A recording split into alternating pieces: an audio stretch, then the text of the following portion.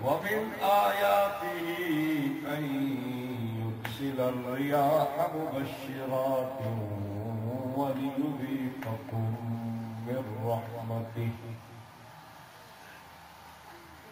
صدق الله العظيم وبلغنا رسوله النبي الكريم الأمين ونحن على ذلك لمن الشاهدين والشاكرين والحمد لله رب العالمين.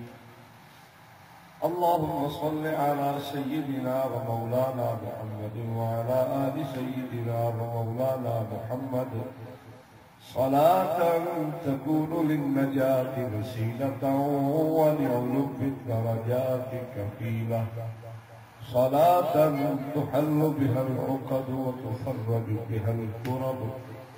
يا رب صل وسلم دائما أبدا على حبيبك خير الخلق كلهم.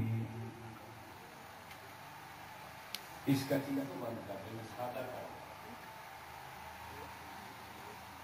برادران اہل السنت والجماعت،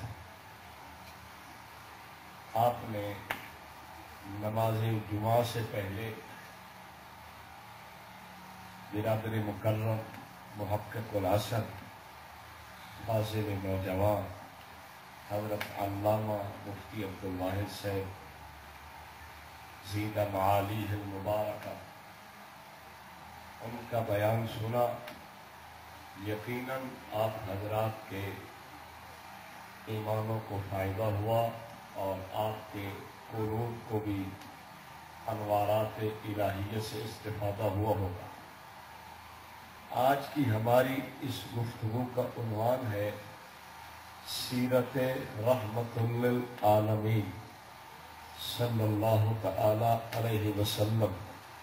میں نے بھی اسی موضوع کے متعلقہ ایک آیت کریمہ آپ کے سامنے تلاوت کی ہے. اللہ جل مجدہ مجھے حق سچ کہنے کی توفیق عنایت فرمائے. حق تو نہیں گئے آپ لوگ؟ نہیں. شاید آپ لوگ سوچیں گے کہ عنوان رحمت للعالمین ہے اور مولوی صاحب نے آیت کون سی پڑھی ہے. مولوی صاحب کو چاہیے تھا آیت پڑھتا وما ارسلناک الا رحمت للعالمین. تو یہ بات ذہن میں رکھیں، ہم نے قرآن ان اکابر سے پڑھا ہے جنہوں نے قرآن صحیح پڑھا بھی ہے اور صحیح سمجھا بھی ہے. قرآن پڑھنا بھی وہ جانتے ہیں اور قرآن سمجھنا بھی وہ جانتے ہیں. میں نے یہ آیت کیوں پڑھی ہے یہ تو آگے چل کے آپ کو خود اندازہ ہوگا کہ میں نے اس آیت کو کیوں پڑھا ہے. رحمت دو عالم صلی اللہ علیہ وسلم کو ہم پوری کائنات کے لیے رحمت مانتے ہیں. آپ کو اللہ نے رحمت للعالمین بنایا ہے. ایک شخص مجھے کہنے لگا مولانا جھوٹ نہ بولیے. میں نے کہا کیا ہوا؟ کہتا ہے اس لیے کہ آپ کے حکیم الامت مولانا اشرف علی تھانوی نبھر اللہ مرکزہ نے وما ارسلناک الا رحمت للعالمین میں لکھا ہے کہ عالمین سے مراد جن اور انسان ہے. تو آپ کیسے کہتے ہیں کہ ہم عالمین کے لیے رحمت مانگتے ہیں؟ آپ کے بڑے تو انسان اور جنوں کے لیے رحمت مانگتے ہیں. میں نے کہا بات سمجھو، تو کم عقل ہے، عقل استعمال نہیں کرتا. جب عقل استعمال نہیں کرتا تو تجھے بڑوں کی بات سمجھ کیسے آئے؟ میں اس پہ 2-3 مثالیں عرض کرتا جاؤں کہ یہ بیچارہ عقل استعمال نہیں کرتا. اگر عقل استعمال کرتا تو پھر اعتراض نہ کرتا. ایک آدمی کہنے لگا یہ بات کیسے ہو سکتی ہے کہ ہم عقل استعمال نہ کریں؟ ہم تو بڑے عقل والے لوگ ہیں. ہمارے لوگوں میں تو غزالی زماں آیا ہے، رازی دورہ آیا ہے، بہت بڑے بڑے علامے اور فہامے پیدا ہوئے ہیں. تو ہم عقل کیسے استعمال نہیں کرتے؟ میں نے کہا دیکھو میں 2 دلیلیں عرض کرتا ہوں، زیادہ نہیں کروں گا۔ کہتا ہے ٹھیک ہے۔ میں نے کہا ایک ٹرک پہ لکھا ہوا تھا پیر سیال لاجپا، اور وہ ٹرک جا رہا ہے اور سامنے سے وہی پیر سیال جس کو لجپال کہہ رہا تھا وہی گاڑی پہ بیٹھا آ رہا ہے۔ راستے میں جب دونوں آئے کٹھے ہوئے تو ٹرک اس کار پہ چڑھ جاتا ہے اور پیر صاحب کی ٹانگیں ٹوٹ گئیں، بالآخر پیر صاحب انتقال کر گیا۔ میں نے کہا دیکھ بات تجھے اگر عقل استعمال کرتا تو سمجھ آ جاتی۔ تو نے کہا ہے پیر سیال لجپال، اور تیرے ٹرک پہ بھی لکھا ہے یہ ٹرک پیر صاحب پہ خود چڑھ جاتا ہے۔ اب میں نے کہا اللہ کریم نے یہ بات تو تجھے سمجھانے کے لیے یہ واقعہ رونما کیا کہ تاکہ تو اپنی عقل استعمال کر کہ جو ٹرک جس پہ لکھا ہے پیر سیال لجپال یعنی مریدوں کا ٹرک ہے، مرید پیر صاحب کا اور ٹرک پیر صاحب پہ چڑھاتا ہے، تو اللہ کریم بتانا یہ چاہتا ہے کہ لاجے پالنے والا میرے علاوہ کوئی اور نہیں ہے۔ اگر یہ پیر لاجے پالنے والا ہوتا تو اپنے مرید کے ٹرک سے تو کم از کم بچ جاتا نا، لیکن ایسا نہیں ہوا۔ ایک دلیل اور دینا چاہتا ہوں۔ پنڈی سے آپ ٹیکسلا کی طرف نکلے، بائیں طرف ایک دربار ہے جسے دربار کہتے ہیں کہ آنکھوں والا دربار۔ میں نے پوچھا یہ آنکھوں والا دربار کیوں ہے؟ مجھے انہوں نے بتایا اس میں لوگ نبینا آتے ہیں اور بابا جی انہیں آنکھیں دے دیتے ہیں۔ میں نے کہا اچھا، میں بھی چلا گیا کہ یار بابا جی کی زیارت تو کرنی چاہیے۔ اللہ والوں کی زیارت کی ہم قائل ہیں، لیکن اللہ والوں کو اتنا چومنا چاٹنا کہ بغیر فصل کے بندہ چومتا چاٹتا جائے، ہم اس کے قائل نہیں ہیں۔ اگر کوئی قائل ہے تو پھر پاؤں سے شروع کر کے سر تک چومتا چاٹتا جائے بغیر فصل کے۔ میں مانوں گا کہ چلو یہ اللہ والوں کو زیادہ ہم سے مانتا ہے۔ ہم اللہ والوں کے قائل بھی ہیں، ان کی عقیدت کو مانتے بھی ہیں، ان کی عقیدت کو دل میں بساتے بھی ہیں۔ میں بھی چلا گیا، میں نے کہا یار دیکھو تو صحیح اللہ والے کی زیارت کروں۔ میں گیا، اللہ والا تو قبر میں آرام فرما ہے، نبینا آدمی آنکھیں جس کی ضائع ہو گئی وہ آتا ہے اور آ کے قبر والے سے کہتا ہے بابا مجھے آنکھیں دے دے۔ بابا کے مزار پہ اس کے خاندان کی ایک عورت بیٹھی ہے۔ طریقہ یوں ہے کہ دعا بابا سے مانگ کے اس عورت سے سرما لے لو، سرما جا کے آنکھوں میں ڈالو گے تو بابا تجھے آنکھیں دے دے گا۔ میں نے کہا اچھا۔ جب آدمیوں کو دیکھا آ کے دعا مانگتے ہیں، سرما اس عورت سے لیتے ہیں اور چلے جاتے ہیں۔ میں نے جب اس بڑھیا عورت کو دیکھا تو مجھے لوگ کہنے لگے یہ جی نبینا ہے، اسے خود نظر نہیں آتا۔ میں نے کہا عجیب بات ہے، احمق کہیں کا، تیری عقل پتہ نہیں کہاں چلی گئی، تو نے عقل کو استعمال نہیں کیا۔ مجھے کہتا ہے کہ بابا آنکھیں دیتا ہے، جبکہ بابا نے اپنی اس رشتہ دار کو آنکھ کیوں نہیں دی؟ بابا اگر آنکھ تجھے دیتا ہے تو اپنی اس ہونے والی بیٹی کو آنکھ کیوں نہیں دیتا؟ معلوم ہوا اللہ کریم سمجھانا چاہتا ہے آنکھیں دینا بھی میرا کام ہے اور لینا بھی میرا کام ہے، لیکن یہ عقل استعمال نہیں کرتا۔ میں نے کہا چونکہ تو کم عقل ہے اس لیے حکیم الامت کی بات سمجھ نہیں آئی۔ حضرت حکیم الامت نور اللہ مرکزہ ایک جگہ ان کو بات پہنچی کہ آپ کی کتاب بہشتی زیور کو فلاں جگہ کے بدعتی لوگوں نے جلا دیا ہے۔ حضرت نے فرمایا ٹھیک کیا انہوں نے۔ لوگ حیران تھے کہ کیسے انہوں نے حضرت کی کتاب بہشتی زیور کو جلایا ہے، ٹھیک کیسے؟ حضرت فرمانے لگے یہ بہشتی زیور ہے اس لیے انہوں نے جلایا، یہ چونکہ بدعتی ہے انہیں تو دوست کی دینا چاہیے تھا نا، اس لیے ان کے لیے یہ بات مناسب تھی کہ اس کو جلائے، انہیں دوست کی زیور کی ضرورت ہے۔ میں نے کہا حکیم الامت کی بات سمجھے کیسے؟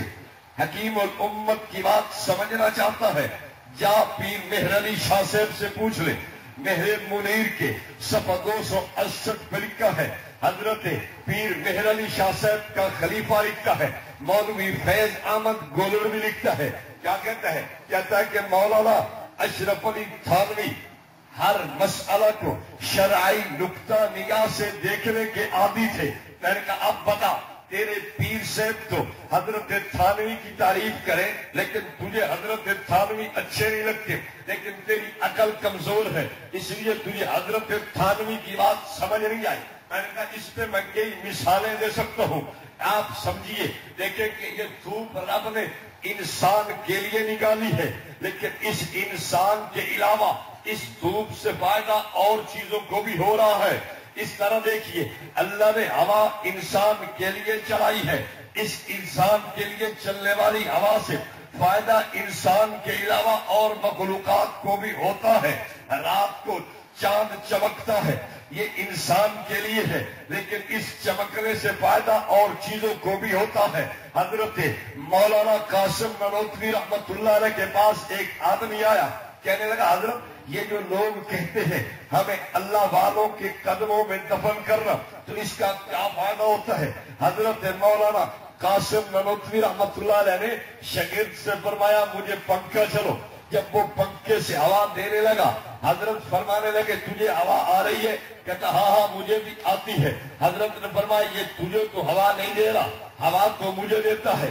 جیسے مجھے ہوا دیتا ہے ہوا تجھ پہ بھی آتی ہے، ایسے ہی اولیاء پہ رب کی رحمت برستی ہے.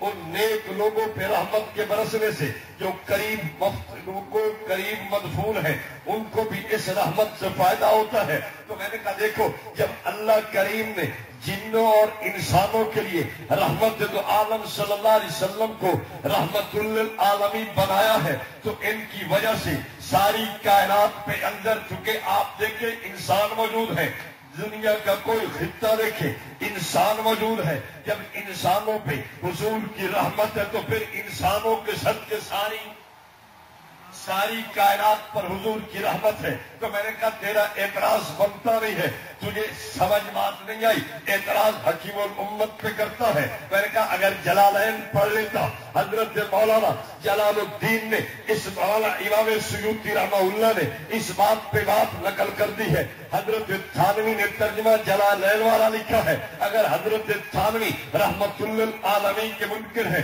تو پھر بڑا منکر تو جلال الدین سیوطی ہے، اس سے بھی پوچھ لے کہ یہ تو نے کیوں لکھا ہے. اگلی بار ایک اور اٹھا، وہ کہتا ہے مجھے بھی اشکال ہے، میں بھی حضور کو رحمت للعالمین نہیں مانتا، میں انبیاء کو بھی رحمت نہیں مانتا. میں نے کہا تو کیوں نہیں مانتا؟ وہ کہتا ہے اس لیے نہیں مانتا، قرآن مقدس میں آتا ہے لا یلد الا فاجرا کفارا. حضرت نوح علیہ السلام نے اللہ کریم سے دعا مانگی رب لا تذر علی الارض من الکافرین دیارا انک ان تذرهم یضلوا عبادک ولا یلدوا الا فاجرا کفارا. اے اللہ ان کافروں کو نصف و نابود کر دے، ان کا کوئی بچا کھچا نہیں رہنا چاہیے، اگر یہ رہے تو ان سے فاسق، ان سے فاجر کافر ہی پیدا ہوں گے. تو کہتے دیکھو نا، نوح علیہ السلام نے بد دعا کی ہے، دعائے ضرر کی ہے، تو جو رحمت بن کیا ہے امت پہ بھلا وہ ایسی دعا کر سکتا ہے؟ میں نے کہا تیری عقل کمزور ہے، تجھے اپنی عقل کا علاج کرنا چاہیے. اس لیے کہ توجہ رکھ، ایک آدمی کی انگلی خراب ہے، ڈاکٹر کہتے ہیں اسے کاٹنا چاہیے. ڈاکٹر کیا کہتے ہیں؟ اسے کاٹنا پڑے گا.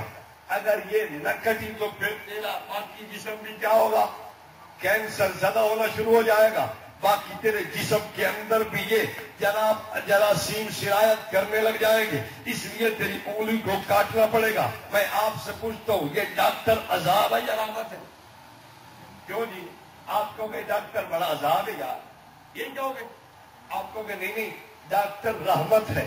میں نے کہا یہ تو انگلی کاٹتا ہے، آپ کہو گے کاٹے گا ضرور لیکن اس کے باقی وجود کو بچانا چاہتا ہے. تو حضرت نوح علیہ السلام نے بھی دعا جو کی ہے رب لا تذر علی الارض من الکافرین دیارا انک ان تذرهم یضلوا عبادک ولا یلدوا الا فاجرا کفارا. حضرت نوح علیہ السلام نے جو دعا کی ہے دعا یہی تھی یا اللہ ان کو نصف و نابود کر دے، ورنہ کیا ہوگا ان سے کافر ہی پیدا ہوں گے. اور یہ جو 80-82 میرے ماننے والے ہیں ان کو بھی کیا کریں گے؟ خراب کریں گے، ان کو بھی بے دین بنانے کی کوشش کریں گے. تو نبی کی یہ دعا بھی رحمت ہے. ایک اور بات کرتے چلا جاؤں، جتنا گوڑوں میں مٹھائی کتنا ہوتا ہے اتنا ہی ہوتا ہے نا بھائی. ایک اس گلاس ہے 2 چمچیاں چینی کی جب تو کھانڈی اکڑیں گی کیوں جی؟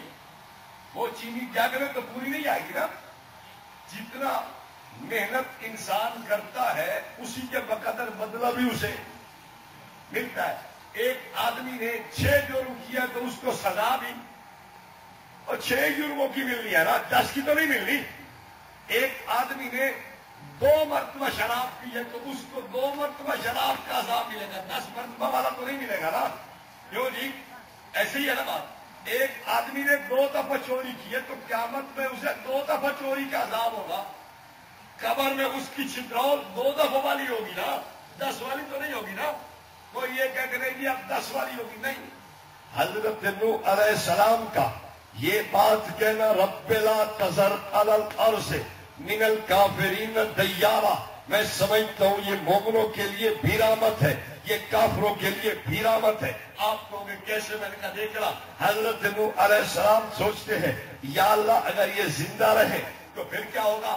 ان کی عمر بڑھتی جائے گی نا بھائی. اب 80 سال ہے, 100 سال ہے, 200 سال ہے, 400 سال ہے, 500 سال ہے. اگر یہ 100 سال اور زندہ رہے تو پھر کتنی ہوگی؟ 600 سال ہو جائے گی. تو پھر چترول بھی کتنے لگیں گے؟ 600 سال والے لگیں گے نا. تو اب 500 سال عمر ہے, ابھی مر جائے تو اس کا عذاب 500 سال کی کیفیت سے ہوگا نا. 500 سال کے مقابلے اجالوں کا عذاب ہوگا, 600 سال والا تو نہیں ہوگا نا. تو حضرت نوح علیہ السلام کا یہ کہنا رب لا تذر علی الارض من الکافرین دیارا, اے اللہ ان کو نشت و نابود کر. یہ بھی رحمت ہے اس کافر پہ بھی, یہ عذاب نہیں ہے.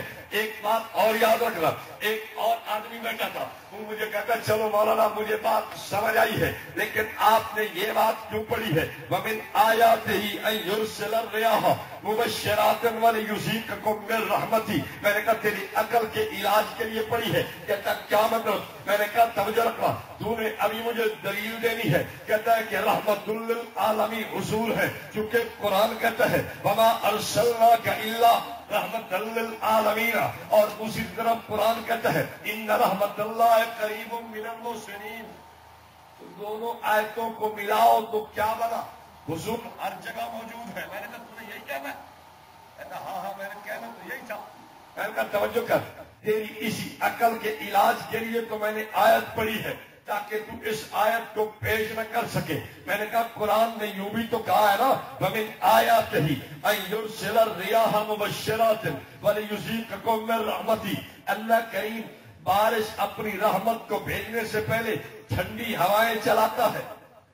بارش جب آتی ہے تو اس سے پہلے کیا ہوتا ہے؟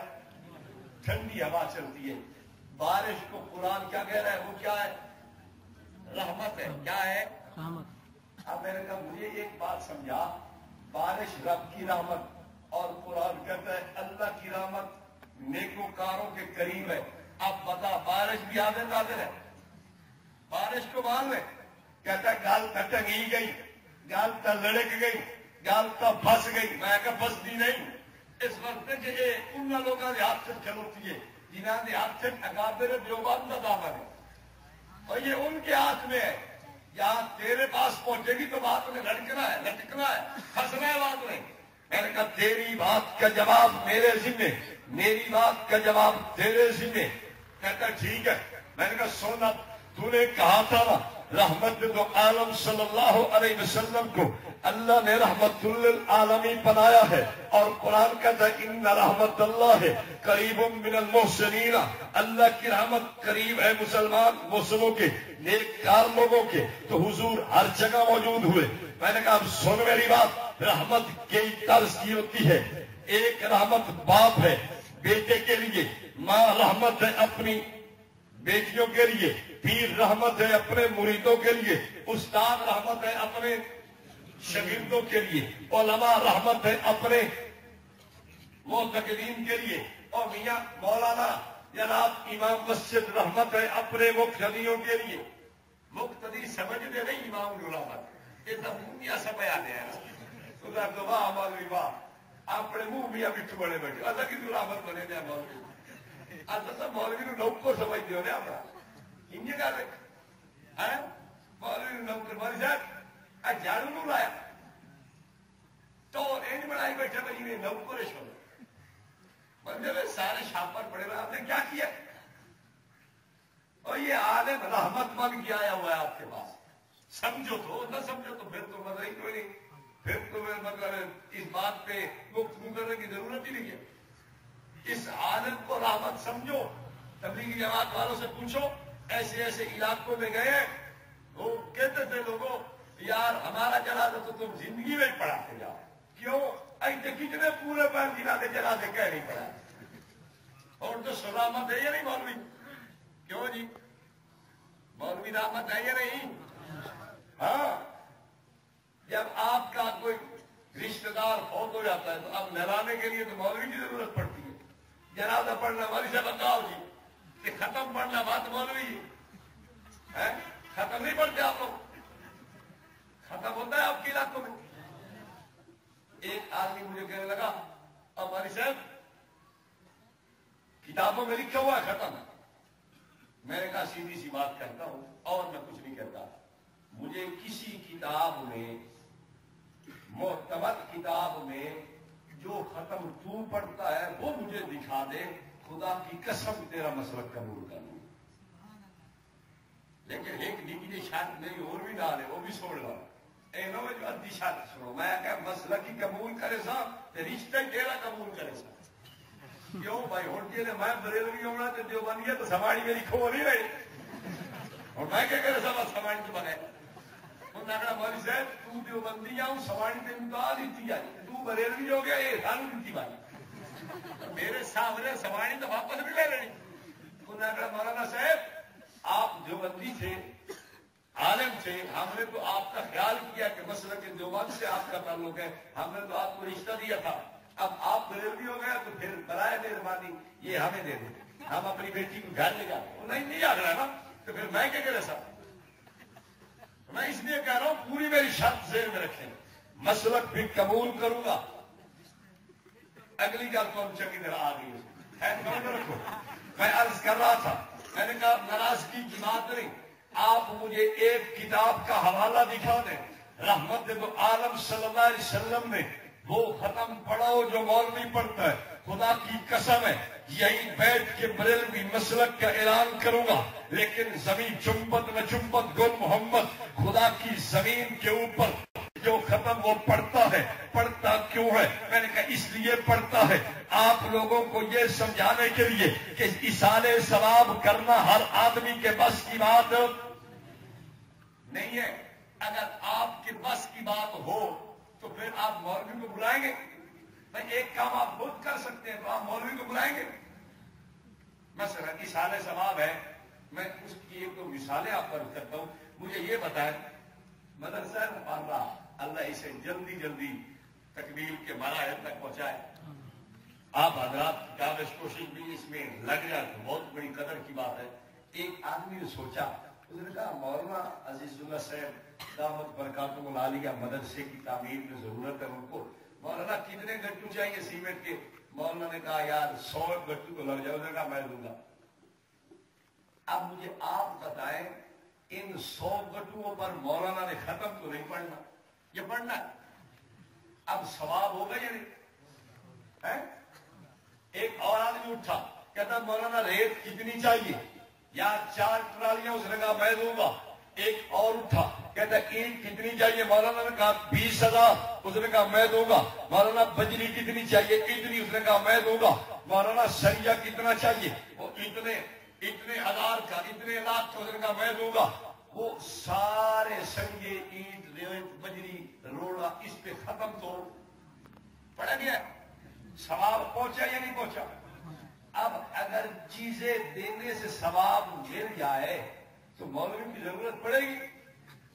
بولیے نا مولوی نے سوچا کہ کوئی گول کھیلوں گول کے کھیلوں گول یہ کھیلتا ہوں کہ میاں جب تک ختم نہیں پڑوں گا ثواب تو لٹکا رہے گا یہ جپک دو ہڑپ دو کروں گا تو پھر ثواب پہنچے گا اب لوگوں نے کہا بات تو ٹھیک ہے مولوی صاحب ہم آپ کی ملک کر جھپک دو یہ آپ کو اپنے لا کے دیا دوسرے کا ہڑپ دو آپ کو سارا ثواب وہ جناب ادھر سے ایزی پیسہ کر رہا ہے اب اگر لوگ یہ سمجھ جائیں کہ ثواب تو بغیر کسی ہڑپ تو جھپک تو کے پہنچ جاتا ہے، مولوی کو کوئی بلائے گا؟ اس لیے اس نے ایسا ختم تیار کیا ہے جو کسی کو بھی نہیں آتا۔ اب ظاہر بات ہے آپ کو ختم نہیں آتا، آپ نے اصال ثواب کے لیے مولانا کو بلوانا ہے، مولانا آئیں گے اصال ثواب کے لیے، وہ جھپک تو ہڑپ تو ملک تو ہے جی، وہ کریں گے تو ثواب پہنچے گا۔ اب نہ 9 من تیل ہو نہ رادھا ناچے، آپ کو نہ یہ ختم آئے نہ آپ اصال ثواب کریں۔ اس لیے مولانا نے یوں ختم بنایا ہوا ہے اور لوگوں کو مطمئن کرتا ہے فلانے حاشیہ پر جنتی نشانہ بکایت لکھا کر ہوتا ہے۔ میں کہ دنیا سے کوئی معتبر کتاب لایا جس کے حضور نے او ختم پڑے لیکن تو پڑھنا دکھا تو صحیح نا، بات سمجھ آ رہی ہے؟ مولوی ہے بڑا سونا عنوان چلتا پیا کہ یہ ویچ کی دماغی ہے، بس میں کہ کدی کدی ویچ بڑھنا ہی پڑتا۔ ہاں یہ بچوں کو اور کڈنے پاؤں یہ بچوں موتی کڈنے پاؤں سمندر ویچ بڑھیا بغیر گار نہیں ہوتی۔ توجہ، ایک مولوی صاحب مسجد میں رہتا تھا، میرے جیسے کوئی مہمان گزرا ادھر آگے سے آ رہا تھا پشاور سے، اس نے کہا چلو یار مسجد بڑی زبردست مدرسہ لگتا ہے تو چلو یار میں کہیں اوپر جا۔ اس بیچارے کو بھیا ادھر آنے کے وہ ادھر چلا گیا، وہ بیلیاں بھی مسجد ہی بن گیا، مولوی چاہیے کوئی نہ پتا کہ یار گل لے رہے میں بڑا مسافر ہوں، میں بڑی دور سے آ رہا ہوں، تو آپ لوگ اگر مجھے روٹی کھلا دو گے تو اللہ آپ سے راضی ہو جائے گا۔ لوگوں نے کہا مجھے روٹی کا کیا مسئلہ ہے، ہم ویسے مہمان نواز لوگ ہیں، ہم خواتین ہیں اور ہماری تو ایک روش چلتی آ رہی ہے کہ ہم بڑے مہمان نواز ہیں۔ ایک نے کہا بھائی دیسی گھی کے اندر حلوہ میں لاؤں گا، دوسرے کھڑا ہوا اس نے کہا بھائی خالص گیاری والے دودھ کی کھیر میں لاؤں گا، تیسرا کھڑا ہوا اس نے کہا بھائی ایک جگ دودھ کا میں لاؤں گا، چوتھا کھڑا ہوا اس نے کہا دیسی مرغی دیسی گھی میں پکا کے میں لاؤں گا۔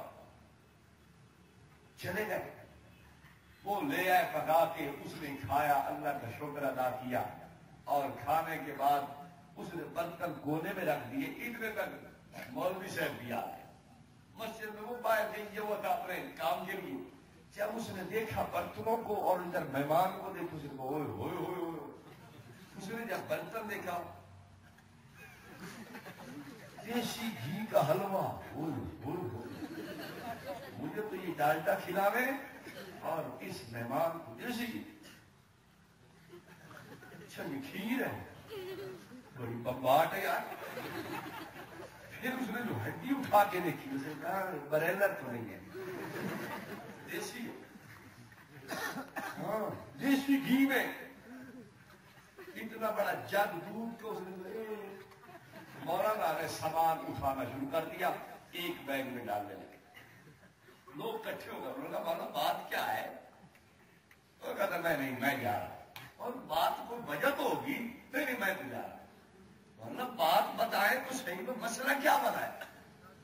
وہ کہنے لگا بات یہ ہے کہ اب تم نے اروا دلوائی ہے اس آدمی سے، جپک تو ملک تو ہڑپ تو کر کے اس نے پھر جناب جی ثواب ایزی لوٹ ایزی پیسہ کیا ہے، اسے کیا پتا تھا کدھر بھیجنا ہے؟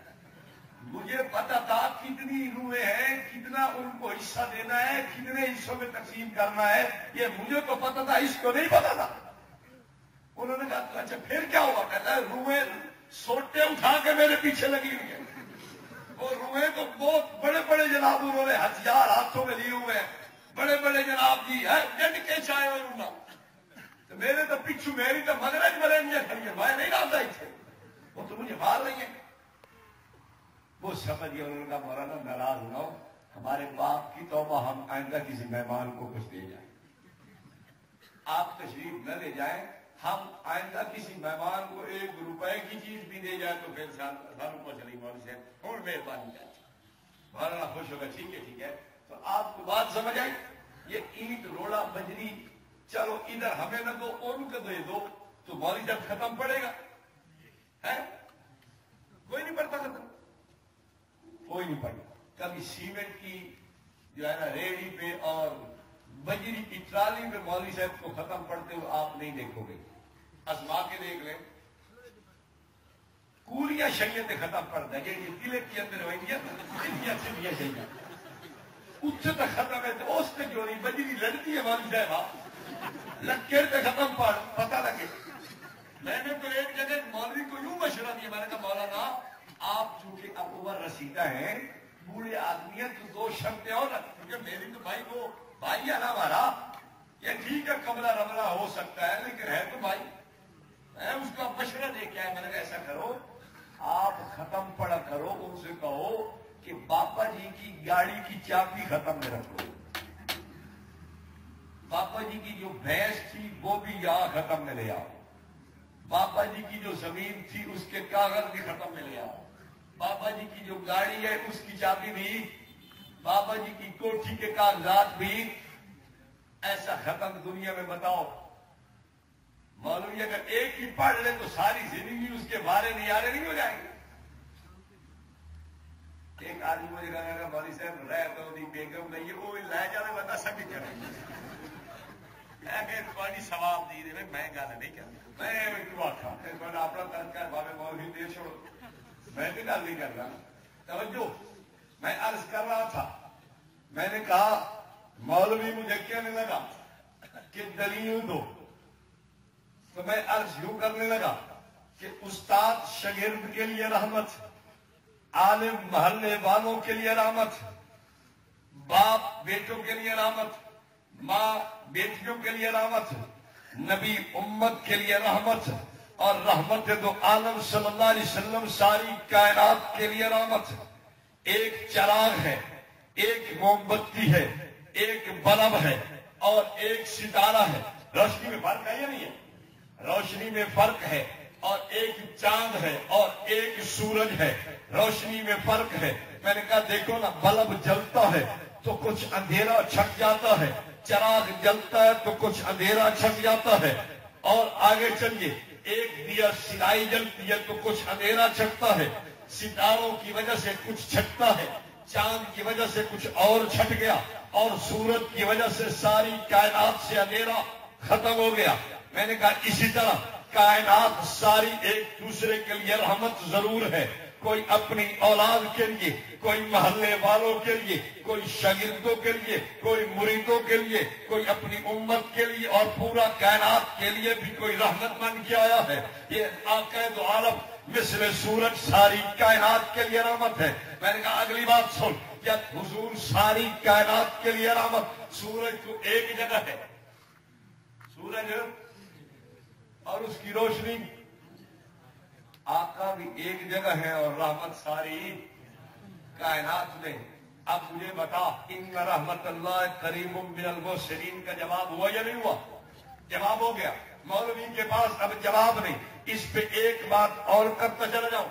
میں آپ سے پوچھتا ہوں, نبی رحمت میں زیادہ ہے, امام الانبیاء سرور دو جہاں صلی اللہ علیہ وسلم تو رحمت میں اور زیادہ ہے. لیکن نیچے آئیے, ایک فرشتہ بھی رحمت ہے لیکن وہ رحمت میں کم ہے. حدیث ترمذی میں موجود ہے, رحمت دو عالم صلی اللہ علیہ وسلم نے فرمایا جب آدمی جھوٹ بولتا ہے تو رحمت کا فرشتہ 1 میل دور چلا جاتا ہے. آدمی جب جھوٹ بولتا ہے تو رحمت کا فرشتہ 1 میل دور چلا گیا. اب آپ مجھے بتائیے, جب جھوٹ بولنے والے آدمی کے پاس رحمت کا فرشتہ نہیں ٹھہرتا, اس کے منہ سے بدبو آتی ہے تنفر کے لیے, یا جس وجہ سے بھی کہیے کہ وہ دور چلا گیا, آپ مجھے بتائیے فرشتہ تو رحمت میں کم تھا, حضور پر نور صلی اللہ علیہ وسلم تو رحمت میں زیادہ ہے نا. جب فرشتہ وہاں نہیں رہتا, حضور کو رہنا چاہیے. کیوں جی, حضور ہر جگہ ہو, یہ کہہ رہے نہیں حضور تو ہر جگہ ہے. میں نے کہا دیکھ, فرشتہ نہیں ٹھہرتا یہاں, نبی کیسے ٹھہرے؟ فرشتہ تو شان میں کم ہے نا, عزت میں مقام میں نبی سے کم ہے نا, آقا سے گھٹ ہے نا, رسول محترم صلی اللہ علیہ وسلم سے نچلے درجے پہ ہے نا. رحمت کا جو درجہ آپ کو ملا ہے کائنات میں کسی کو نہیں ملا. تو میں پوچھتا ہوں, جب فرشتہ اس جگہ پہ رہنے کے لائق نہیں ہے, وہاں سے چلا جاتا ہے, تو نبی کو وہاں ماننا چاہیے. توجہ رکھیں. ایک آدمی اشکال اور کرنے لگا, وہ کہتا ہے مولانا صاحب بات یہ ہے آپ کو چھیڑے ہم سے، ہم یا رسول اللہ کہتے ہیں آپ کو چھیڑاتی ہے۔ میں نے کہا نا رحمت دو عالم صلی اللہ علیہ وسلم کے نام گرامی اس میں مبارک سے ہم چھیڑنے والے نہیں، بلکہ یہ تو میاں ہمارے لیے سکون کی بات ہے، ہمارے جناب دلوں کے لیے اطمینان کی بات ہے۔ ہم تو سمجھتے ہیں، آپ کو روایت سناتا جاؤں، القول البدی میں امام صحابی نے بلکہ یوں کہیے الصلاۃ والبشر فی الصلاۃ علی خیر البشر میں علامہ مجد الدین فیروز آبادی نے جلاء الافہام میں حضرت علامہ ابن قیم نے لکھا ہے قرۃ عینی فی الصلاۃ۔ اس حدیث کے دو معنی ہے۔ قرۃ عینی فی الصلاۃ کا ایک معنی تو یہ ہے آقا فرماتے ہیں نماز میں میری آنکھوں کی ٹھنڈک ہے، فی الصلاۃ کا دوسرا معنی ابن قیم اور مجد الدین فیروز آبادی نے لکھا ہے، اس کا معنی درود بھی ہے۔ آقا فرماتے ہیں درود میں میری آنکھوں کی ٹھنڈک ہے۔ ہم دونوں معنی مانگتے ہیں، نماز میں بھی حضور کی آنکھوں کی ٹھنڈک ہے اور درود میں بھی۔ جب آقا کی آنکھیں ٹھنڈی ہوں گی تو ہمیں خوشی نہیں ہوگی؟ تو ہمیں تو بھائی خوشی ہوتی ہے۔ ہم کوئی درود کے منکر تھوڑے ہی ہیں، ہم کوئی درود کے انکاری تھوڑے ہی ہیں، ہم وہ تھوڑے ہی ہیں جو کہیں کہ درود ابراہیمی پڑھنا گناہ ہے، گناہ کبیرہ ہے، مکروہ تعلیمی ہے، ناجائز ہے۔ ہم وہ تو نہیں ہے نا، وہ اور لوگ ہیں، وہ گجرات میں رہتے ہیں، جا کے ان کو تلاش کرو۔ میں بتاتا ہوں پاکستان چوک کے قریب مکتبہ نہیں ہے، وہاں سے کتاب چھپی ہے تفسیر نہیں، اس کو دیکھو۔ جو درود کو ناجائز کہتا ہے وہ اور لوگ ہیں، ہم نہیں ہیں۔ ہم تو درود پڑھنے والے ہیں، بولیے نا۔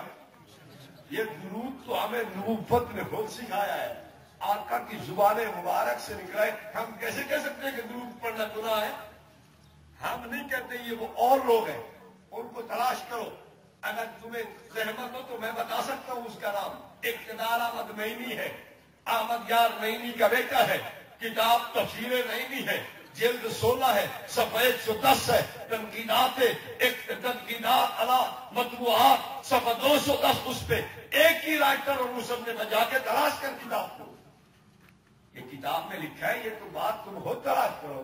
ہم تو درود کے چاہنے والے ہیں، سمجھو۔ پھر کہتے ہیں یا رسول اللہ سے چڑھتا کیوں ہے؟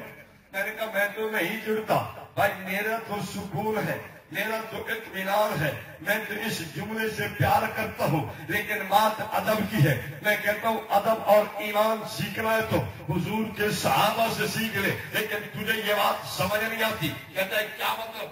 صحابہ سے کیسے سیکھے؟ میں نے کہا اس لیے اللہ فرماتا ہے فَإِنْ آمَنُوا بِمِثْلِ مَا آمَنْتُمْ بِهِ فَقَدِ اهْتَدَوْا۔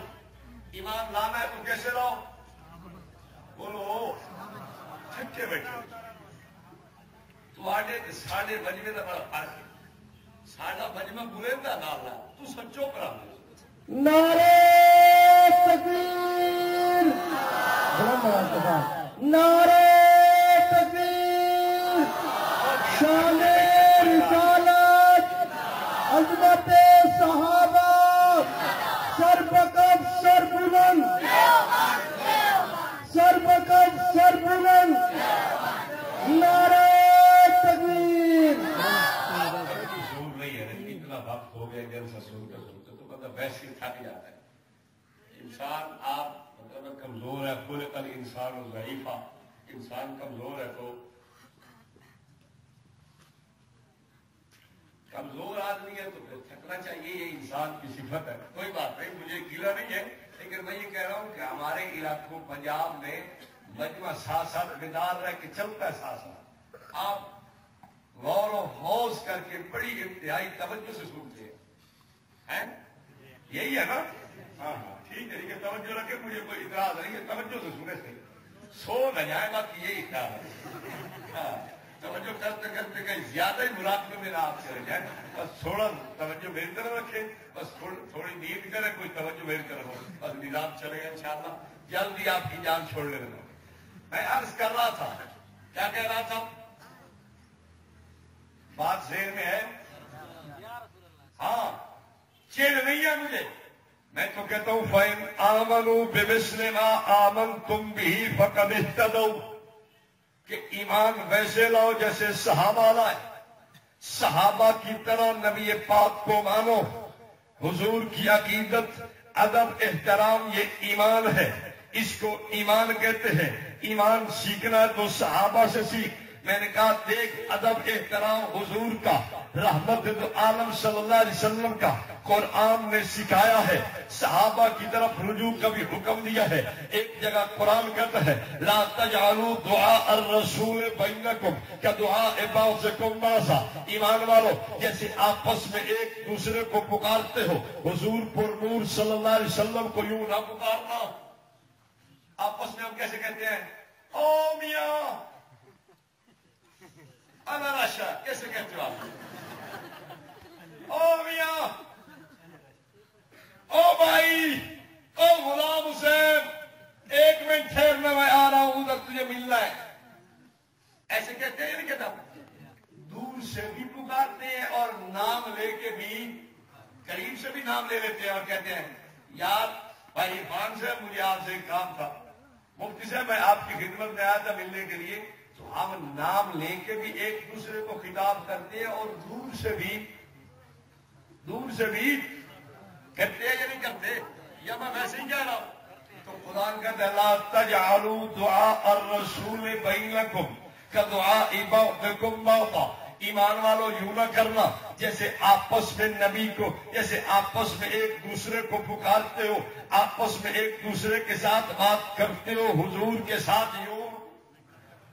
اب ہم آپس میں تو دو طرح سے بات کرتے تھے، ایک نام لے کے اور ایک دوسرا دور سے۔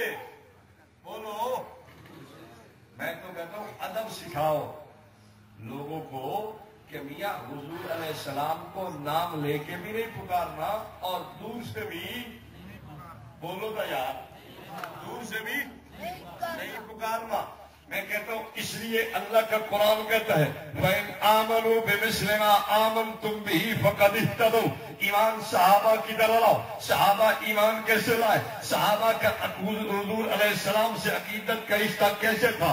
اس کے لیے آپ میں کہتا ہوں قرآن مقدس کی تفاسیر دیکھیے، احادیث طیبات کا مطالعہ کیجیے، سیرت پہ لکھی ہوئی کتب کو پڑھیے۔ علامہ قاضی ایاز رحمہ اللہ نے اپنی کتاب شفا میں حدیث نقل کی ہے، کیا المنقول انہم کانوا یقولون فی تحیۃ الصلاۃ والسلام علیک یا رسول اللہ۔ صحابہ کرام کی یہ شان تھی، وہ کیا کرتے تھے؟ صحابہ یوں کرتے تھے جب آقا کی خدمت میں آتے تھے، آکے سلام عرض کرتے تھے تو کہتے تھے الصلاۃ والسلام علیک یا رسول اللہ۔ اب ایمان صحابہ نے ہمیں سکھایا نہیں، عقیدت سکھائی نہیں کہ دور سے نہیں، بلکہ میرے روزے کے قریب آ کے، دور سے نہیں بلکہ آقا کے قدموں میں آ کے، دور سے نہ کہنا میاں، اس لیے کہ پھر کیا ہوگا؟ پھر تو تجھے عام لوگوں میں اور نبی میں فرق نظر نہیں آئے گا۔ آج تک کہتا تھا یہ نبی کو اپنے جیسا مانتا ہے، میں نے کہا نہیں، اہل سنت دیوبند والا لوگوں کو دور سے بلا سکتا ہے، نبی کو نہیں بلائے گا۔ تو میں تو نبی کو اپنے جیسا نہیں مانتا، بلاتا تو دور سے، نبی کو میں کیسے اپنے جیسا مان رہا ہوں؟ تو اپنے جیسا نبی کو تو خود مان رہا۔ غلط آ گئے یا ٹھیک آ گیا؟ چپ رہا ہے، چپ بولے ہے نا کوئی مت کوئی رولا پڑ بنی، چپ ٹھیک کو مولوی نے گال پاؤ تو گال کوئی رولا نہیں، ہاں چپ کر کے بیٹھ رہا ہوں۔ اب دیکھیے دور سے میں تو نہیں بلاتا، میرا ایمان اور عقیدہ مجھے کہتا ہے میاں قدموں میں جا۔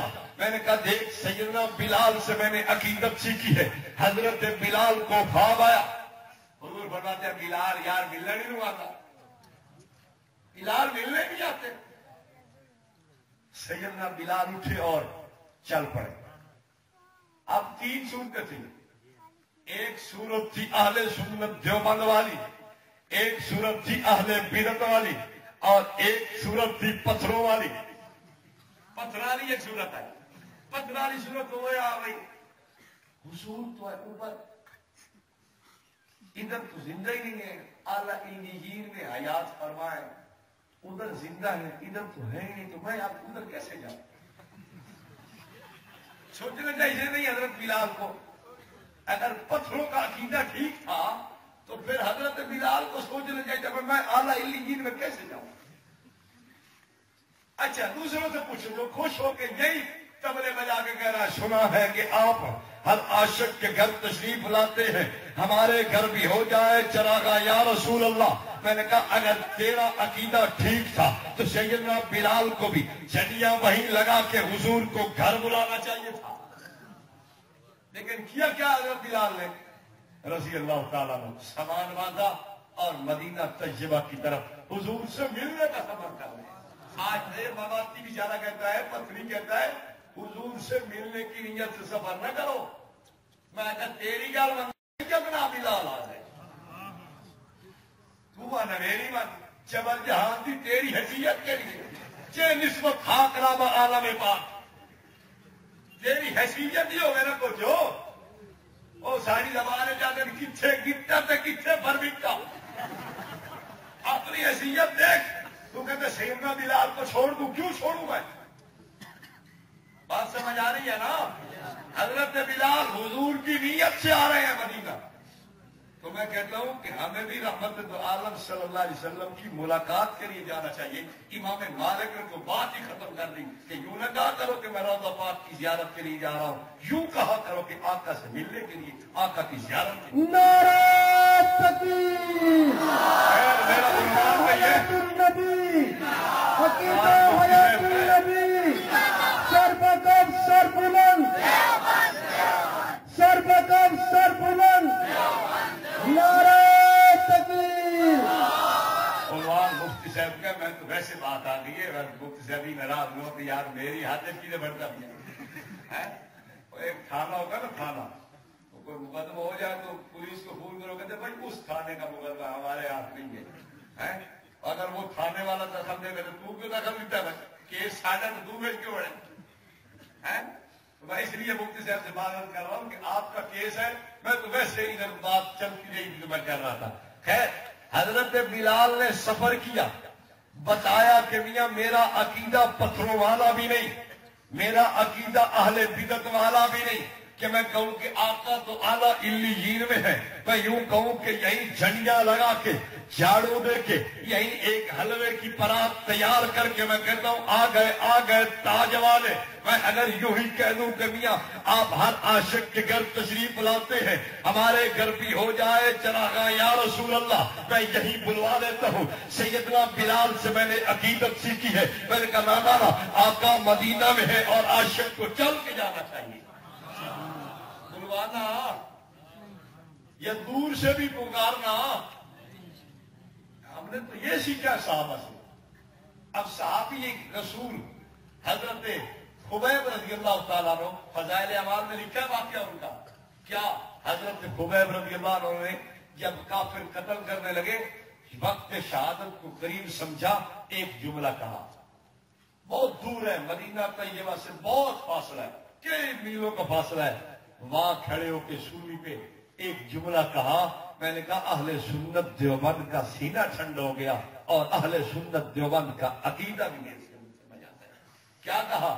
یا اللہ میرے پاس کوئی اور موجود نہیں جس کے ہاتھ میں اپنا سلام تیرے نبی محترم تک پہنچاؤں، یا اللہ تو خود ہی سلام پہنچا دینا۔ اللہم صلی علی محمد و علی آل محمد وبارک وسلم، کبھی یہی معنی ہے یا اللہ ہم لوگ کمزور ہیں، ہم سلام کیسے پہنچائیں، تو خود ہی پہنچا دینا۔ ہم نے تو ایمان عقیدت صحابہ سے سیکھی ہے۔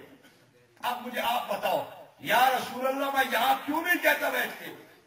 اس لیے نہیں کہتا، اگر اس عقیدے سے کہوں کہ حضور کو سنا رہا ہوں تو یہ تو بڑی بے ادبی ہے یار، کہ دور سے پکار رہا ہوں بیٹھا۔ نہ نہ نہ، اللہ تو کہتا ہے کہ ایسے نہ کہنا کہ آپس میں ایک دوسرے کو پکارتے ہو، ایک دوسرے ساٹھ باری کھڑے ہوئے جناب کو۔ خیر بات سمجھ آ رہی ہے؟ میں بات ختم کرنے لگا ہوں۔ رحمت للعالمین، سیرت رحمت للعالمین صلی اللہ علیہ وسلم، یہ سیمینار، یہ کانفرنس، یہ جلسہ تھا۔ رحمت للعالمین کے اوصاف کو دیکھتے جائیے، 4 اوصاف آخر میں نچوڑ جا کے بنتے ہیں۔ ایک وصف تھا رحمت دو عالم صلی اللہ علیہ وسلم کا، خدا سے عشق و محبت کمال درجے کا ہے۔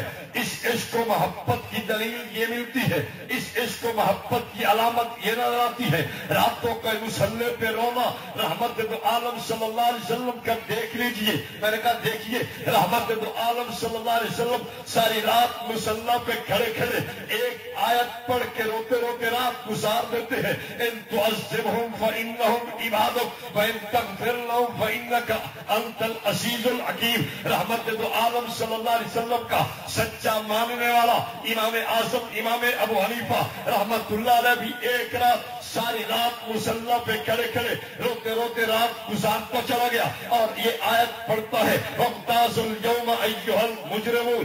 آیت پڑھتے رات روتے روتے گزر جاتی ہے۔ میں نے کہا امام اعظم کا ماننے والا رحمت للعالمین کے اوصاف کا چاہنے والا یہ میرا قطب الارشاد حضرت گنگوئی بھی ہے، اس کو بھی دیکھ لیجئے ساری رات ایک آیت پڑھتے پڑھتے اور نفلوں کے اندر روتے روتے رات گزار دی ہے۔ یوم تبل السرائر فما لہ من قوۃ ولا ناصر۔ اس آیت کو پڑھتے پڑھتے رات گزر جاتی ہے۔ میں نے کہا میرے اکابر کو بھی دیکھ لیا تم نے، رحمت للعالمین میں سے ایک اوصاف کو میں نے چن کے اس کا عکس دکھا دیا ہے۔ اس کا عکس کن لوگوں پہ ہے؟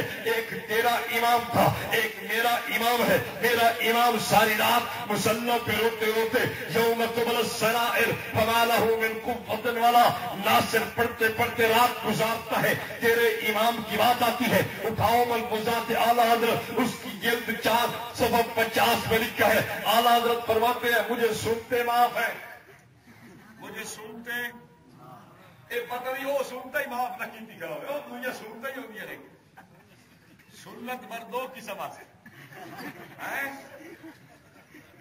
ایک سنت ہوتی ہے بچپن جانتے ہو کوئی نہیں جانتے آدھا بھائی سنتا معاف ہے، چلو میں آج چنگی گل ہے بات سننی تو کی میں بڑھ گیا میں یہی سمجھا تیرا سنت تین معاف ہے سننی کی میں کہتا سنت مجھے معاف ہے۔ میں نے کہا اچھا، کہتا ہے کہ نفل میں نے پڑھے کبھی نہیں۔ سبحان اللہ، میں کہتے تو رحمت للعالمین دے اوصاف کا بندہ والا کیویں لگنا ہے مجھے چاہنے والا کیویں بننا ہے؟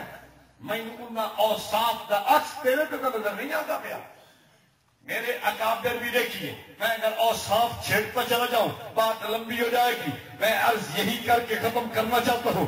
میرے اکابر کو بھی دیکھیے، رحمت للعالمین صلی اللہ علیہ وسلم کی زندگی مبارکہ پہ عمل کرنے والے نظر آئیں گے، اور اس کے اکابر کو بھی دیکھیے، رحمت للعالمین صلی اللہ علیہ وسلم کے اوصاف کو چھوڑنے والے نظر آئیں گے۔ میں کہتا ہوں اس پہ دلیلیں میں اتنی دے سکتا ہوں، آپ کا وقت زیادہ لگ جائے گا، وقت ختم ہو سکتا ہے لیکن دلائل ختم نہیں ہوتے۔ میرے اکابر کو پڑھنا ہے تو میرے اکابر کی کتب پڑھ کے دیکھ لیجئے، اپنے علماء کو بھی سامنے رکھ، میرے اکابر کو بھی سامنے رکھ، پتہ چلے گا سنی کون ہے، سنیت سے نکلنے والا کون ہے۔ نعرہ تکبیر، سر پکم سر بلند،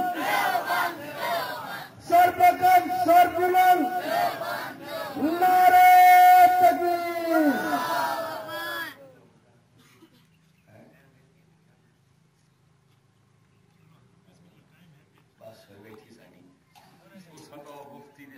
چھڑے بول بھی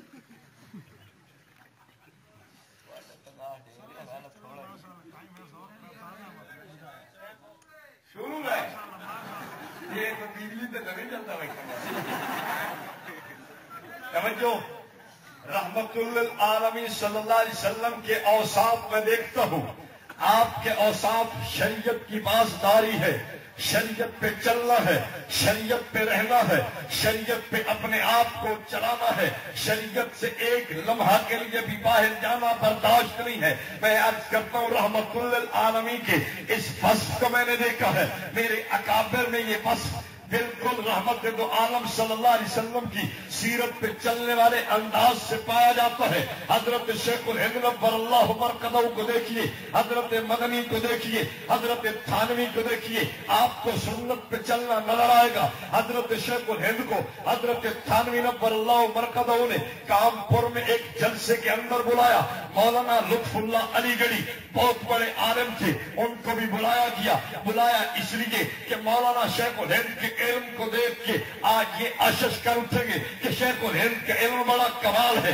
جب مولانا شیخ الہند رحمہ اللہ نے تقریر شروع کی، مولانا لطف اللہ علی گڑھی بہت بڑا عالم تھا، سٹیج پہ ابھی نہیں آیا.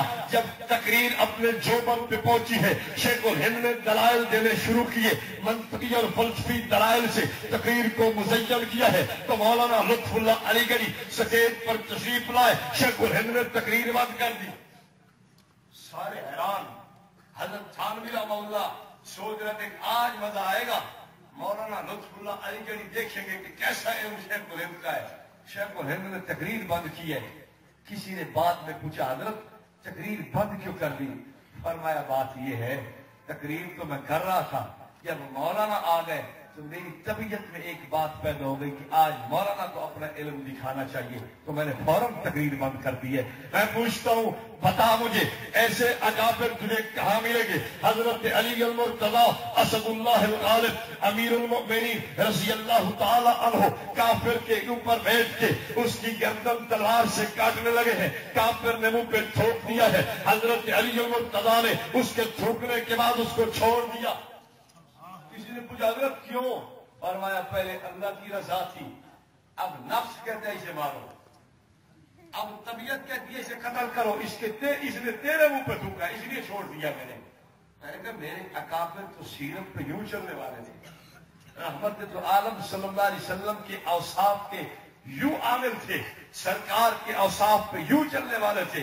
میں اور بھی ایک مثال دے سکتا ہوں. حضرت شیخ العرب العجم سید حسین احمد مدنی رحمت اللہ علیہ اکابر کا مقام تواضع حضرت مفتی تقی عثمانی دامت برکاتہ العالیہ نے لکھی ہے. اس میں یہ واقعہ درج ہے. حضرت مولانا شیخ العرب العجم ٹرین میں سفر کر رہے ہیں، ایک انگریز بیٹھا ہے، جب کوئی ہندو افسر ہے تھوڑی دیر بعد بیت الخلا گیا وہ دیکھ کے ہٹ آیا گھرے آ گیا.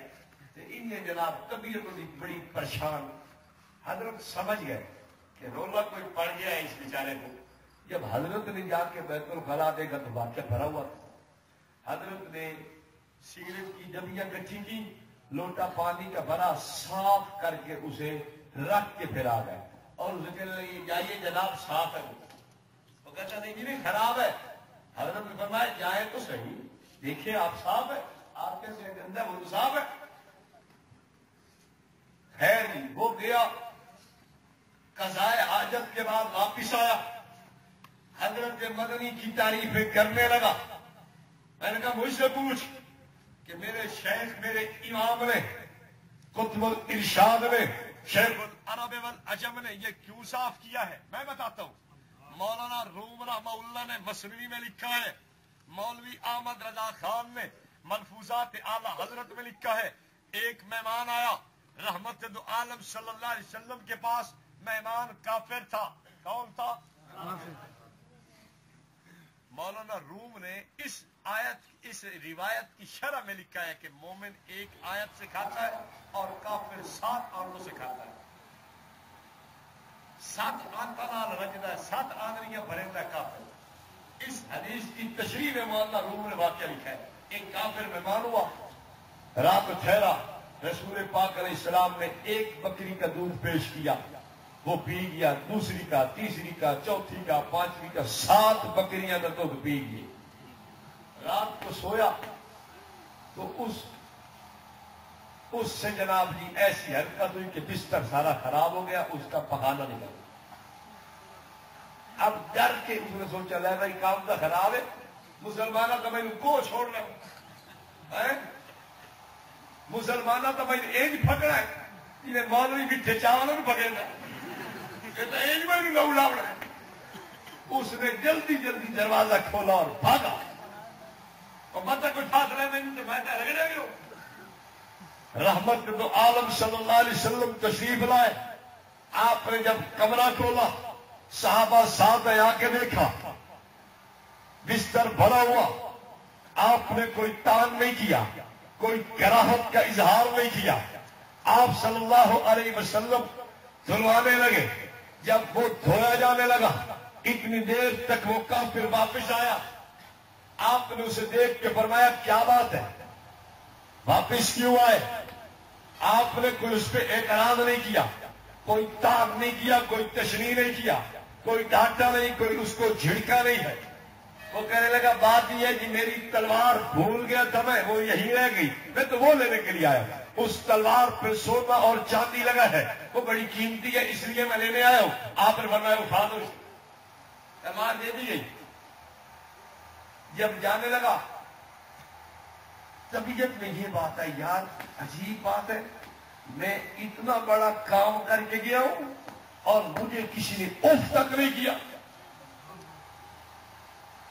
قدموں میں گرا، کہتا مجھے کلمہ پڑھائیے، میں ایمان لانا چاہتا ہوں. آپ جیسے اچھے اخلاق والا کون ملے گا؟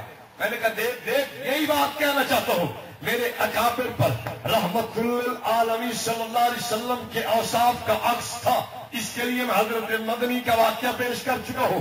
ایک بہت بڑا گدی نشین خواجہ سلیمان توسوی رحمت اللہ علیہ کا چاہنے اور اس کی گدی نشین اس کی خاندان کا ایک فرد مولانا نظام الدین توسوی رحمت اللہ علیہ تشریف فرما تھے. اسی ڈبہ میں آ کے قدموں میں گرا حضرت مدنی کے اور کہنے لگا حضرت اگر آج ملاقات نہ ہوتی آپ سے، خدا کی قسم مسیدہ جہنم میں جاتا. کیوں؟ مجھے تو آج پتہ چلا کہ آپ کی شخصیت کیا ہے. آج تک تو میں مسلم لیگی ہونے کی وجہ سے آپ کو گالیاں دیتا رہا ہوں، لیکن آج مجھے آپ کی شخصیت کا پتہ چلا کہ حسین احمد کسے کہتے ہیں. ایک ایک ستارے کو میں اگر یوں پیش کروں تو آپ حیران ہو جاؤ گے. خیر، رحمت عالم صلی اللہ علیہ وسلم کا تیسرا وصف آپ کے اوصاف میں سے تبلیغ ہے. کیا ہے؟ آپ نے تبلیغ کر کے انسانیت کو دین سکھایا ہے، سمجھایا ہے، کافروں تک دین پہنچایا ہے، کافروں کو حلقہ اسلام میں داخل کیا ہے، تکلیفیں برداشت کی، مارے کھائی، ظلم و ستم سارے برداشت کر کے تبلیغ کو نہیں چھوڑا، بلکہ فرمایا ایک ہاتھ پہ سورج رکھو، دوسرے ہاتھ پہ چاند رکھو، خدا کی قسم میں تبلیغ نہیں چھوڑوں گا. میں کہ تو سارے بستر باہر سٹ کے چھوڑا جانا تبلیغ. یہ بیچارہ بستر باہر پھینکتا ہے. میں نے ان سے پوچھا تیرے گھر گئے؟ مجھے اتنا غصہ ہے، یہ تو اللہ کے گھر گئے تھے، تیرے گھر تو نہیں گئے نا. مولانا غصہ اس وقت کرنا جب تیری حویلی میں داخل ہو. وہ کہ آج شروع ادھر لگانا، چلو پھر تو تجھے غصہ ہونا چاہیے. سارے بستر اٹھا کے مولانا کے گھر جا رہے ہیں اور آج ایسے لانا شروع ہو جائے. پھر جی نصرت لوڑی کا ہی نہیں اٹھائی، نصرت ہو جاؤں گی ساری. پھر میں نصرت تو پھر جاؤں. غصہ تو تب ہونا چاہیے. وہ تو اللہ کے گھر گئے، اس نے بستر اٹھا کے میں پھینک دی. کیسی سوچ؟ رحمت دو عالم صلی اللہ علیہ وسلم کے اوصاف میں سے ایک وصف جہاد ہے، جس کو شہادت بھی میں کہہ سکتا ہوں. رحمت دو عالم صلی اللہ علیہ وسلم کی خود خواہش تھی کہ مجھے اللہ شہادت دے. شہادت کے میدان میں آپ کو اگر نظر آئیں گے تو اہل سنت دیوبند نظر آئے. شاملی کا میدان دیکھ لو، آپ کے اپنے علاقے میں قبرستان شہیدہ موجود ہے، اور آج تک اہل سنت دیوبند والے کفر کی آنکھ میں آنکھ ڈال کے شہادت کا جام نوش کر رہے ہیں. اور میں اگر تیرے کے لیے مار جائیں گے تو تو ہی کاٹ لیا. کوئی بننا ترکتا، کوئی کاڑا لولا لگڑا، کوئی تو ہی کاٹ لیا. بھائی شہید غازی مجاہد. وہ جہاد ہوتا ہے پر حلوے سے، آپ بھول رہے ہو. جہاد ہوتا ہے پر گیاری کی کھیر سے. یہ ایک مستقل عنوان ہے پیران پیر سید عبد القادر جیلانی رحمہ اللہ کے حالات زندگی پہ. انشاءاللہ پھر کبھی موقع ملا تو اس کو میں تفصیل سے بیان کروں گا کہ شیخ کے پیچھے کون ہے اور کون نہیں ہے. واقول قولی ھذا واستغفر اللہ. یہاں پر ایک مفتی صاحبہ جو صبح سویرے نماز فجر کے بعد درود تاج نور میں نور اللہ اور کم از کم 3 مرتبہ پڑھتا ہے. یہ کیسا ہے بھائی؟ یہ بات ٹھیک نہیں ہے. یہ الفاظ دافع البلاء والوباء والقحط والمرض والالم، یہ چیزیں، یہ دافع البلاء ہے کہ بلا کو دفع کرنا اللہ کا کام ہے. کس کا کام ہے؟ تکالیف کو دور کرنا کس کا کام ہے؟ اس کی دلیل دیتا ہوں. بدر کے مقام پہ رسول پاک صلی اللہ علیہ وسلم جب میدان بدر میں اترے ہیں تو کس سے رو رو کے دعا مانگ رہے ہیں؟ اس سے پتہ چلا کہ کہ اللہ ہی تکالیف دور کرنے والا ہے. اگر حضور خود تکلیف دور کرنے والے ہوتے تو آپ کو رب سے مانگنے کی ضرورت تھی. پر وہ جج پیسے بدے ہوئے تھے باقی بندہ کہے کوئی کرایہ مانگ رہا ہے کیوں جی. اور میں وہ جج پیسے نہیں بیٹھا تو میں کرایہ منگنے کی لوڑ نہیں. میں آرام سے گھر پڑ سکتا تو جو کرایہ نہ ہوئے تو میں آخر یار کرایہ تو نہیں ہو سکتا. اگر آپ خود دافع اور بلا تھے تو رب سے مانگنے کی ضرورت تھی. ایک آدمی کا حضرت جی آپ کا چکوال میں مناظرہ بریلوی کے ساتھ ہوا ہے. بالکل ہوا ہے. مناظرہ ہوا ہے دعا بعد نماز جنازہ ہے. اس کی پوری تفصیل نیٹ پہ موجود ہے, اس میں آپ دیکھ سکتے ہیں. اذان سے قبل بات درود السلام پڑھنا کیسا ہے, بریلوی علماء کی کتابوں سے حوالہ دیں. بریلوی علماء کہتے ہیں کہ ہم اذان سے پہلے جو پڑھتے ہیں یہ سپیکر کو چیک کرنے کے لیے. ان بیچاروں کو سپیکر چیک کرنے کا اور طریقہ ہی نہیں آتا. اب آپ لوگوں کے ہاں لفظ ہے کہ سپیکر کی نبض چیک کرنے کے لیے پڑھتے تاکہ سپیکر کی نبض کا پتہ چلے کہ یہ سپیکر صحیح ہے یا خراب ہے. صرف اس لیے پڑھتے ہیں. باقی محبت عشق کی بات نہیں ہے. آپ نے بھولے میں بڑے عشق سے پڑھتے ہیں. وہ بیچارے سپیکر چیک کریں گے. آپ ان پہ الزام نہ لگائیں کہ وہ عشق سے پڑھتے ہیں. وہ عشق والی بات بیچارے کرتے نہیں ہیں تو آپ ان پہ کیوں بہتان لگاتے ہیں. آپ کو پتہ ہے کہ کسی پہ بہتان بات نہ کتنا بڑا جرم ہے, کتنا بڑا گناہ ہے. اور بیچارے تو سپیکر چیک کرنے کے لیے پڑھتے ہیں. یہ آئندہ بہتان نہیں لگانا کہ وہ عشق سے پڑھتے ہیں. وہ نہیں کنتو اتنے بڑے لوگ ہیں وہ بیچارے سپیکر چیک کرتے ہیں. عشق والا کام نہیں کرتے. توجہ, جشن عید میلاد النبی کب سے شروع ہوا ہے؟ یہ کیسا آج کل ہو رہا ہے, یہ تو چند سالوں سے ہی ہوا. ڈول ڈمکا دریس تے نچوڑتے کدوڑتے سواڑیاں نہیں شہر رکھ رہے آگے. آ بھائی میں آ کے کمال ہے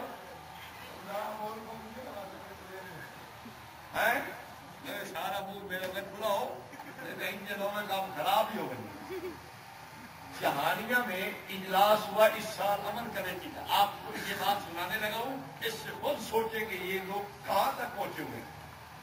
ایک آدمی کھڑا ہوا کہتا ہے سر ڈی پی او سے کہنے لگا آپ ہمیں تحفظ فراہم نہیں کرتے جشن عید میلاد النبی کے جلسوں میں جلوسوں میں. اس نے کہا کیسے؟ کہتا ہے کہ ہمارے نوجوانوں نے پہاڑیاں بنائی تھی اور ہماری بچیاں دیکھنے کے لیے گھروں سے آئی تو نوجوانوں نے انہیں چھیڑا, آپ نے ان پہ پرچہ کیوں نہیں دیا؟ الٹا چور کتوال کو ڈال بھائی تیری دھیاں لینڈ کے جان سے پہاڑا تو یہ کام ہوتا ہے.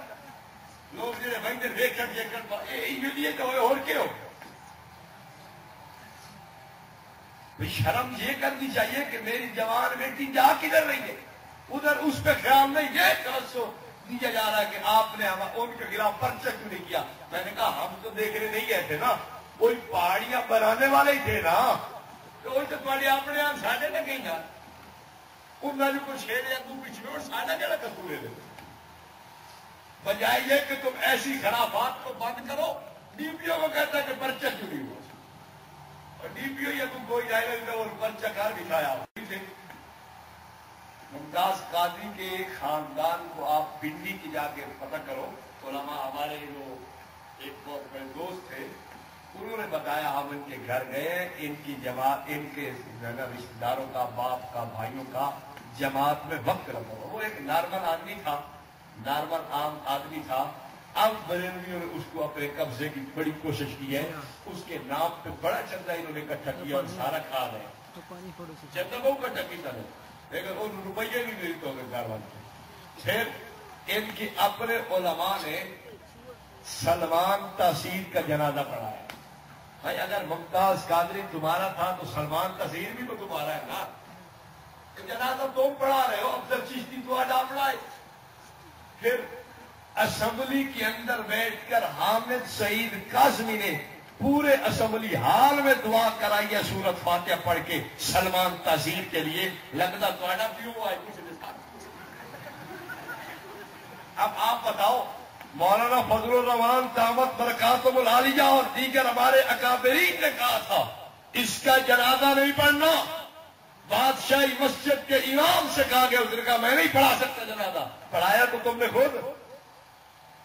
سنی تحریک لاہور کے کنوینئر نے بیان دیا کہ ممتاز قادری کا سنی تحریک سے کوئی تعلق نہیں. تم اپنی یوں براتے کرتے چلے جاؤ.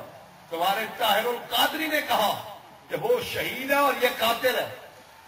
سلمان تاثیر کو شہید کہا اور ممتاز قادری کو قاتل کہا.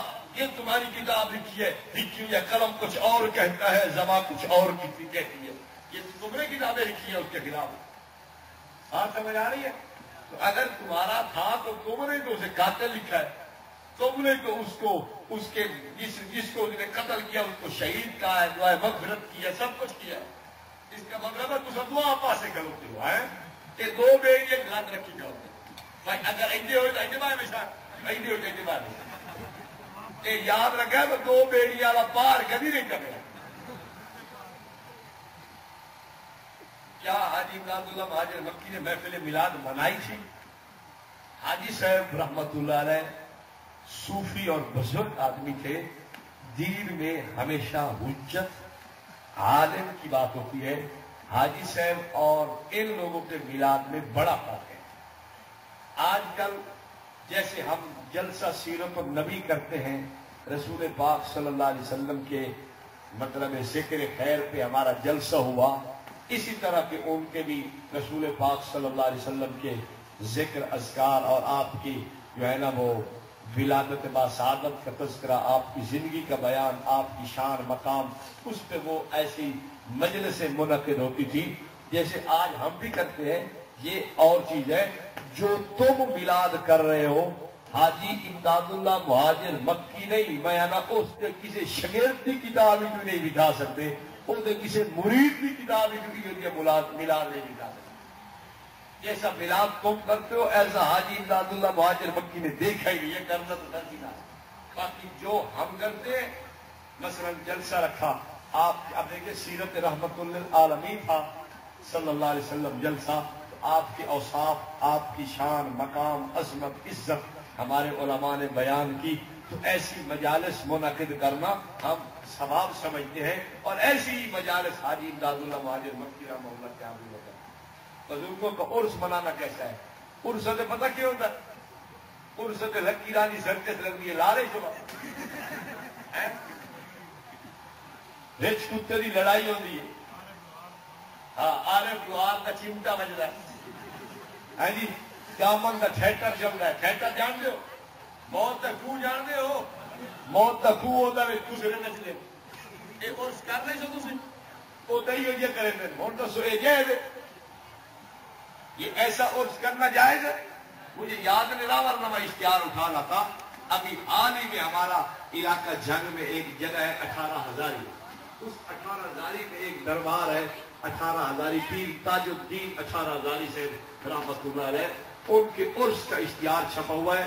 اوپر لکھا ہوا ہے یا اللہ یا رسول اللہ الصلاۃ والسلام علیکہ یا رسول اللہ. اندر پیر صاحب کا نام ہے جو موجودہ گدی نشین ہے, اور نیچے لکھا ہوا ہے کہ پروگرام کیا ہوگا. پہلی بات تو یہ ہے کہ محفل سیما ہوگی, گھوڑا رقص ہوگا, پھر لکھا ہوا ہے لکی رانی سرکس ساری دیکھی جائے گی, پھر دامن کا ٹھیکر ہوگا, پھر موت کا کنواں ہوگا, پھر یہ ہوگا, پھر وہ ہوگا, کشتی ہوگی, کبڈیاں ہوگی, ننگے ہو کے کوڑیاں کھیلی جائیں گی, اور اس سارے کا ثواب موجودہ گدی نشین کو بچے. اب آپ مجھے بتاؤ ان لوگوں نے یوں بھی شرم نہ کیا. اوپر لکھا ہوا ہے الصلاۃ والسلام علیکہ یا رسول اللہ, یا اللہ یا رسول اللہ, اور تلو ہے دامن کا تھیٹر, فسریاں کا ناچ, تلو لکی رانی سرکس, سواریاں کا ڈانس, ساز تے گانے تے باجے تے ہر شے لکھی ہوئی ہے. اور اس قوم بیچاری کا ای قوم دی بیڑی 10 بھیا ای گھاٹ تو کیویں پار, اس بیچاری قوم دا بنسی دے بنسی کے. اللہ ان لوگوں کو سمجھ دے, ان لوگوں کو ہدایت دے. ایسا عرس کرنا قطعاً ٹھیک نہیں. پھر اسماعیل خان میں بھی جلوس نکلتے ہیں, دیوبندی بھی تو مفتی صاحب خود بیان کرتے ہیں. یہ مفتی صاحب آپ کا جیسے میں کبھی نہیں آیا ملک کا سوال ہی نے یہ سوال نہ کہ جواب یہ آپ دی, میں تو پتہ ہی نہیں. ہاں ٹھیک ہے نا, ایک شاید اگر سوال کیتے تو وضاحت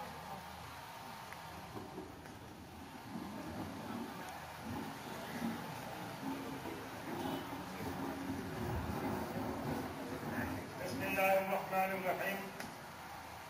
یہ خان میں جلوس نکلتا ہے دیوبندی، اس کے بارے میں مفتی صاحب خود وضاحت کریں. ہمارا جلوس یہ خان میں جو نکلتا ہے، آپ کبھی جلوس والوں کے پاس جاؤ، ان سے وجوہات پوچھو وجہ کیا ہے، ہم جلوس کیوں نکالتے ہیں. میرے بھائیو یاد رکھنا، اگر اس روٹ کے اوپر ہم سنی جلوس نہیں نکالتے، حکومت اہل تشیع کو اجازت دیتی ہے اور وہ جلوس نکالتے ہیں، سرکاری لائسنس ہے. اگر شیعوں کو جلوس کی اجازت دے دی جائے، جس طرح محرم کے اندر آپ کا کاروبار بند، کرفیو نافذ، بالکل خوف و ہراس کا منظر ہوگا، وہی 12 ربیع الاول کا ہوگا. یہ چیزیں قابل برداشت، اس سے بڑھ کے جتنے لوگوں کے عقائد خراب ہوں گے پھر اس کا ذمہ دار کون ہوگا.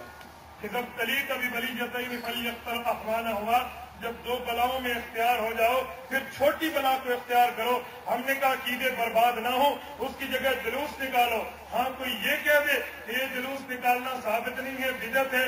میں نے موجودہ ڈی پی او کی موجودگی میں اس دفعہ 12 ربیع الاول کو پہلے اہل تشیع، اہل حدیث، مماتیت، علماء دیوبند کی موجودگی میں کہا ہے. ڈی سی ہمارے وقار گواہ ہے اس بات کے. میں نے کہا یہ جلوس قرآن سے ثابت نہیں ہے، یہ جلوس حدیث پاک سے ثابت نہیں ہے، یہ جلوس صحابہ کرام کے عمل سے ثابت نہیں ہے. جو آدمی اس جلوس کو ثواب سمجھتا ہے وہ بدعتی ہے، جو آدمی اس جلوس کو دین سمجھتا ہے وہ اہل بدعت ہے. ہم نہ قرآن سمجھتے ہیں اس جلوس کے ثبوت میں، نہ حدیث مانتے ہیں اس جلوس کے ثبوت میں، نہ صحابہ کا عمل مانتے ہیں اس جلوس کے ثبوت میں. ہم بطور تحفظ کے نکالتے ہیں، بطور احتیاط کے نکالتے ہیں کہ چلو بغیر تم اس کو ثواب سمجھے نکالو کہ تم نہ نکلے تو اہل تشیع نکلتا ہے. اس سے بچانے کے لیے بطور علاج نکالتے ہیں. بطور علاج نکالنا اور ہوتا ہے، بطور ثواب نکالنا اور ہوتا ہے. ہم نے بریلیت کے جلوس کو بدعت کہا ہے، وہ بطور ثواب نکالتے ہیں، ہم تو بطور علاج ہے. میں ابھی کہتا ہوں حکومت وقت اگر جو مذہبی جلوسوں پہ پابندی کا اعلان کرتی ہے، میں کھلے لفظوں میں ڈسٹرکٹ تنظیم اہل سنت والجماعت کے ذمہ دار ہونے کی حیثیت سے کہوں گا، جو جلوس کی میزبان ہوتی ہے ہم اس جلوس کے بند کرنے کا اعلان کرتے ہیں. ہم ابھی شیخ الحدیث و تفسیر مولانا علاء الدین رحمۃ اللہ تعالی علیہ کی موجودگی میں جب تعلیم القرآن کے احتجاج کے لیے جلسہ ہوا تھا، بی اے خان کی تاریخ میں میں نے اپنے 27 سالہ زندگی میں اتنا بڑا اجتماع نہیں دیکھا. میں نے کھلے لفظوں میں وہاں کہا ہے کہ ہم ابھی جلوس کے بند کرنے کا اعلان کرتے ہیں. ہماری تنظیم اہل سنت کے صدر مولانا حماد اللہ اسٹیج پہ تھے، تنظیم اہل سنت کی جنرل سیکرٹری حافظ عبد المجید صاحب دوگا خیر یہ اسٹیج پہ موجود تھے. انہوں نے کہا ہم بند کرتے ہیں، یہ جلوس کو تو بند کریں گے تو بعد میں بدعت کی میں ہم اس کو بطور علاج نکالتے ہیں. بطور علاج اور ہوتا ہے، بطور ثواب اور ہوتا ہے.